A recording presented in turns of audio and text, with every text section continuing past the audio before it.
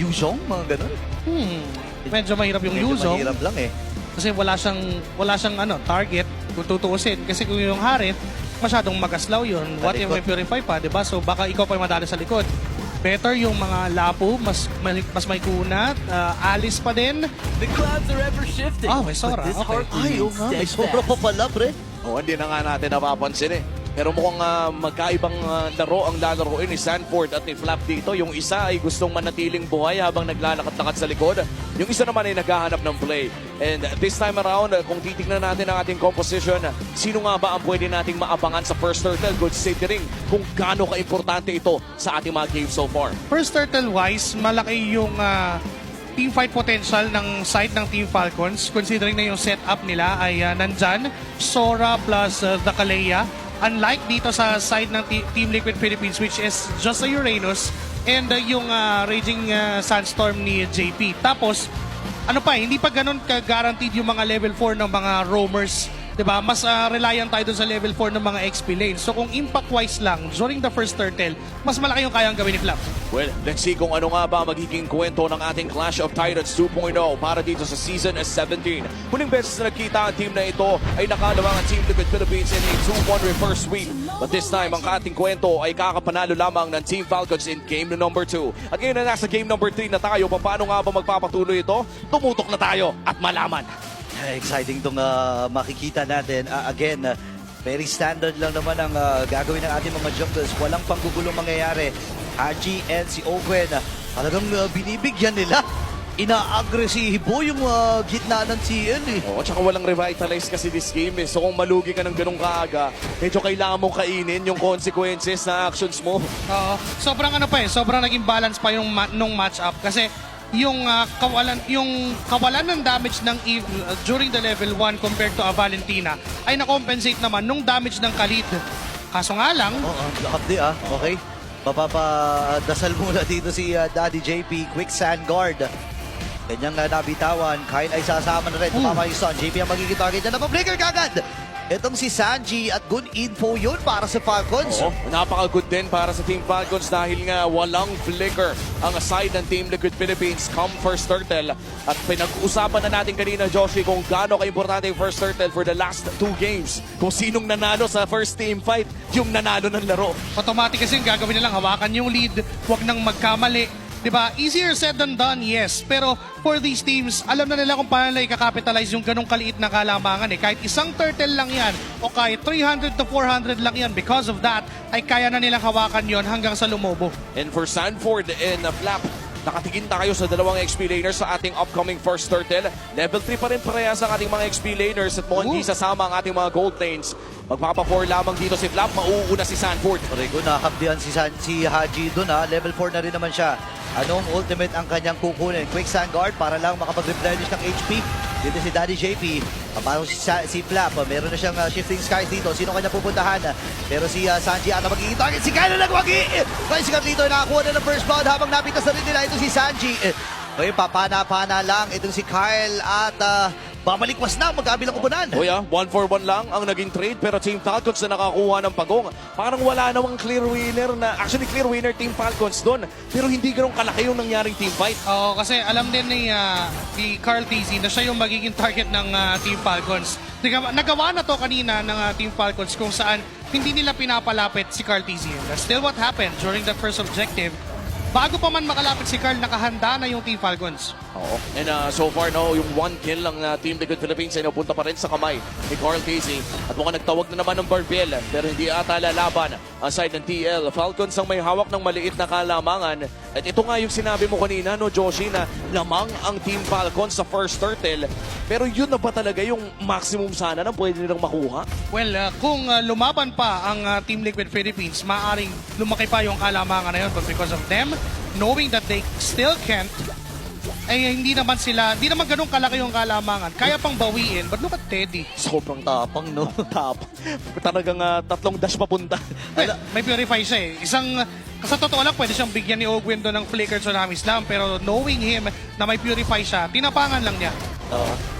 Okay, speaking of tapang dito sa itaas na bahagi, talagang kinukumpulan ng Falcons sinusubukan nila yung yung tibay dito ni Teddy. Kanina pa yan actually, nung game number 2, inaaraw-araw din nila si Teddy, pero ibang kaso kasi ito. Yung kanina kasi nakamosove siya, ngayon hari to na alam natin na nagbe-benefit talaga dun sa mga updates ngayon. Oo, tsaka bukod pa sa mga updates, gustong-gusto din ng Harit yung mga tatlo, dalawa lang nakalaban kasi mas mataas yung mga nakukuha niyang stats habang Totoo. nagda-dash on his Zaman Force. But now in our second third of the game, Team Falcons pa rin ang may hawak ng kalamangan.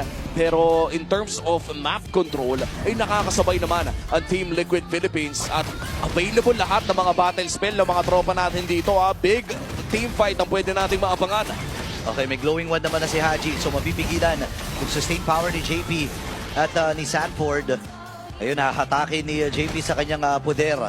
Team Liquid Philippines, nag-aabang na ng pagkakataon. Kyle, available na rin ang kanyang Sky Piercer. Naghahanap ng magiging unang stock dito. At sino kaya ang mauuna? JP buhay pa! rin! Makakaligtas din si Ugwin sa mga naging proseso. Haji with a kill. Habang si Teddy nakabawi din naman ng isa. Ngayon si Haji ay tumatakbo din with a Phantom Steed na kanyang nakuha.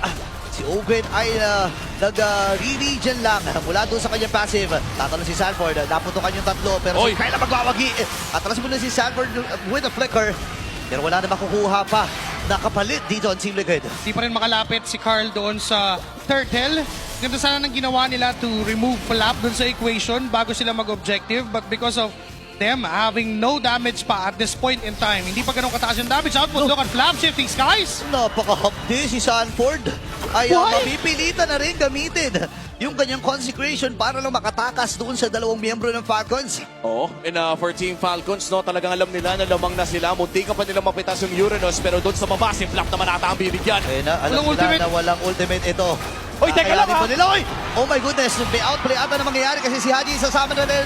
Nagamit yung kanyang flicker, Oh, pero yan na! kailangan na umatras dito ni si Core TZ. At kinope yung Phantom Steed para makahabol ng tuluyan. Basag na rin yung Torres sa may top lane. Round number 2 dun sa itaas.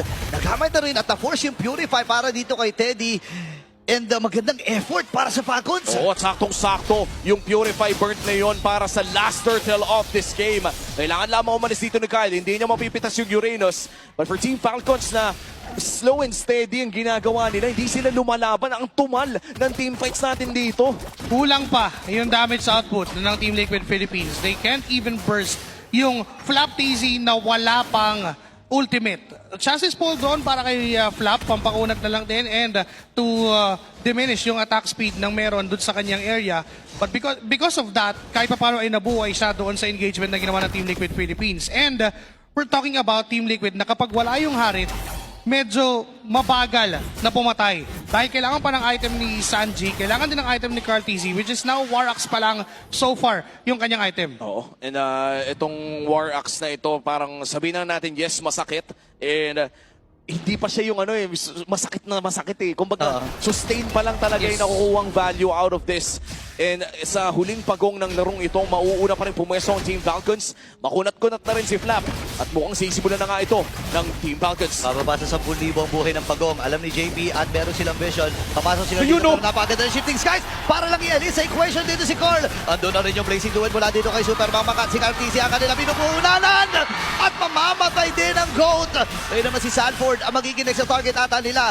Kaya lang ang goal ng Falcons ay agawin na lang yung mga green caps. Ang linis ng execution ng Team Falcons. At tila ba'y ayaw talaga nilang mag-team fight. After securing that objective, disperse agad ata ang call. Yun lang yung yun lang yung gustong gawin ni Flap all throughout. Huwag palapitin si Carl doon sa mga objectives. And paulit-ulit na ganun yung ginagawa niya. May ultimate siyang binibitawan para lang mapalayo yung Leomord doon sa Turtle. And it has been doing successful dito sa Team Falcons kasi hindi lang basta yun yung nagagawa nila. Napipigilan nila yung chase mechanic ng Team Liquid Philippines. And sa ngayon, parang hindi pa nga tayo nakakakita ng chase na nanggagaling sa Team Liquid Philippines. Parang sila ang hinahabol ng Team Falcons. And now, naghahanap pa rin ng additional pang mga tore. Ang side ng Team Falcons, ang mid lane ay nananatiling matatag para sa Team Liquid. At pakiramdam ko, napaka-importante nito for TL. Yeah. Isa sa mga mahalaga pang bagay ay yung hindi nila magamit yung setup ng Raging Sandstorm plus yung RWM kasi nagugulo sila ng nagugulo doon sa ginagawa nila Ogwin and ni Flap. Oo, tsaka ang hirap dito, no? Kung ano-ano ring ultimate yung kinukuha ni Haji. As of this moment, puro Phantom Steed pa lang ang kanyang kinukuha. Dahil nga, hindi pa sapat yung magic damage na meron siya. Later on, ay real world manipulation na yan. Pero sabi dito Naku, ni binigyan na. Owen, try na natin bigyan kagad si Uy! Teddy, pero mabubuhay. Phantom Steed na nagamit ni Carl. Mapapafliga si Owen. Papasok na rin si Flap with the Shifting Skies. Si JP ata magiging sakripisyo. Makakalahati kanya buhay. Flicker na gamit din, pero sa gilid si Super Super Marco! With a blazing duet! Real world manipulation pa lang kaya Haji makakatakas pa si Sanji. Hindi! At si Carlito ay bababa ang buhay. Kyle with a double. Linis ang tatlo mula sa Falcons. At may Lord pa na paparating pero 15 seconds ang aantayin para kay Sanji, 10 naman para kay JP. Gusto na atang tapusin ito ng Team Falcons pero mukhang pipiso lamang ng inhibitor turret dito sa may bandang ibaba. Nanganganib na ang undefeated streak ng Team Liquid Philippines. Massive dive mula sa Team Falcons. Sinubukan din si Teddy. Hindi sila naging successful dahil sa Purify na meron. And after that, nakita ni Marco na kaya pa niyang habulin. And may damage present na rin siya. Wala pa siyang golden stuff kanina nung ginawa niya yun. Pero still the DHS would be enough para i-cover yung damage na kinakailangan ng Team Falcons. At kanina pa natin hinahanap for the side of Team Liquid Philippines kung kailan nila ma-execute yung combo na hinahanap natin mula sa kanila, the Raging Sandstorm plus the Real World Manipulation, pero hindi natin makita. Team Falcons as of now ang kumokontrol ng tempo ng larong ito at mukhang makakatore pa ata sa may bandang itaas. 10 minutes ang ating in-game timer, 9K ang lamang ng Team Falcons. May Lord sa gitna, 9-0 ang Team Liquid Philippines at gusto itong tungisan ng Team Falcons. May Lord sila nakasama sa gitna. Medyo babagalan lamang ng Team Falcons ito. Pinasabog na rin dun sa itaas at nakita nila yung mga taong nakapaligid, 10,000 na kalamangan ng Falcons. Medyo malaki-laki at kailangan ng matinding team fight ng Team Liquid Philippines para maklear ito. Ayan na, nabuhat na kaagad si JP pero siya ibibigyan. Shifting size gamit ni Flap sa likod. At si Kyle nakakuha na ng kill. Clear wave lang. Uy, Daddy! Dito ni Carl. Kaya lang nandun Wow! yung tumagal na tumumba mula sa Team Liquid Tapos! Philippines. Nakatatlo na rin si Kyle. Ubus ang cavalry. At nag-aantay na lang ng pagkakataon ng Falcons at magiging matagumpay ata ang pagputol sa dominasyon ng Team Liquid Philippines. Naghahabol pa sila dito kay Sanford at inaantay na lang ang tuluyang paglipad ng Falcons.